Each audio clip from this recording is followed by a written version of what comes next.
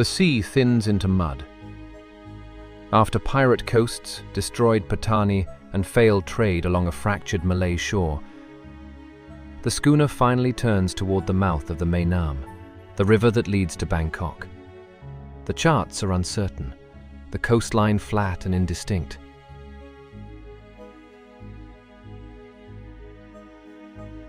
Earl writes that the river extended about 5 miles in breadth, yet the safe passage was not more than half a mile wide. The rest is shoal. A junk lies grounded on a sand shoal, bumping very hard.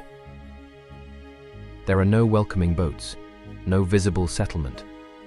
Only low, swampy shores, totally without houses or other symptoms of human habitation. This is not neglect, it is filtration. Siam has watched European companies arrive as merchants and remain as rulers. In India, the East India Company began with trade concessions and ended with dominion. The river narrows. Ahead stands Paknam. Earl notes a large fort erected on an artificial island in the middle of the river. A dam stretches across part of the channel, forcing vessels through a controlled gap. The kingdom has engineered its threshold. They pass between town and fort in silence. The water is thick, having the appearance and consistency of liquid mud. There is no grand entrance, only restriction. Night falls before they can reach Bangkok. The wind dies completely. They take to the oars. The tide turns against them. The jungle comes alive. Earl describes the united chorus of reptile and insect becoming perfectly deafening. Something heavy splashes near the boat. He reminds the reader that a domiciliary visit from an alligator is not impossible. The men are exhausted. They wait for the tide to change, fastening the boat to an oar driven into the mud. There is no rest, only darkness and sound. Then a small but dangerous mistake. Their water cask has emptied.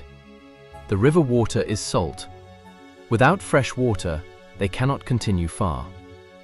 They approach a small Siamese trading boat at anchor. There is no shared language.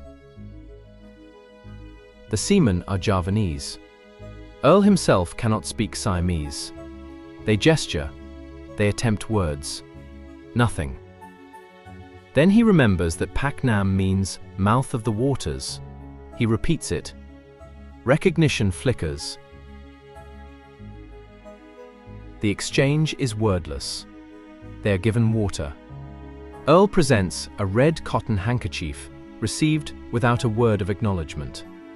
No smiles, no conversation, just transaction.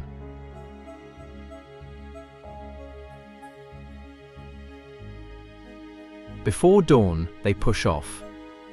An hour before sunrise, the river begins to change. Bangkok announces itself not with towers, but with labor. Earl sees vast numbers of Chinese blacksmiths busily employed forging ironwork. Before daylight, industry is already awake. The river thickens with life. They move through junks, boats, and floating houses, jumbled together in glorious confusion. The banks disappear completely behind wood and thatch. Canoes weave between larger vessels. Some are not larger than clothes baskets. Monks paddle lazily, collecting alms from floating houses.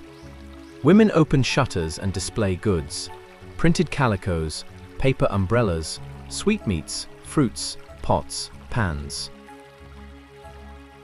Men sit back, smoking. Bangkok floats. It does not rise from land like a European city. It breathes with the tide.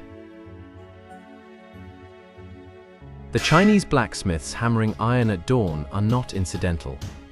They are central. Chinese merchants and craftsmen dominate river trade. Junks connect Siam to southern China. Rice, timber, forest goods, and silver move outward. Cotton textiles and manufactured goods move inward. This is not a colonial port. It is a sovereign capital plugged into larger systems. And somewhere in the schooner's hold, 30 chests of opium. Earl has already stated plainly that it was contraband, strictly prohibited by the authorities. The cargo has passed pirate coasts. It has slipped by war-torn Malay states. Now it enters the guarded artery of Siam.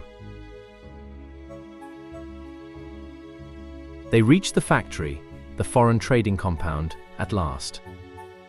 The river in front of it is very clear of floating houses. Terra firma. After mud, jungle, silence, and negotiation, they have arrived. But arrival is not acceptance. The river has permitted them passage. The kingdom has not yet granted anything else.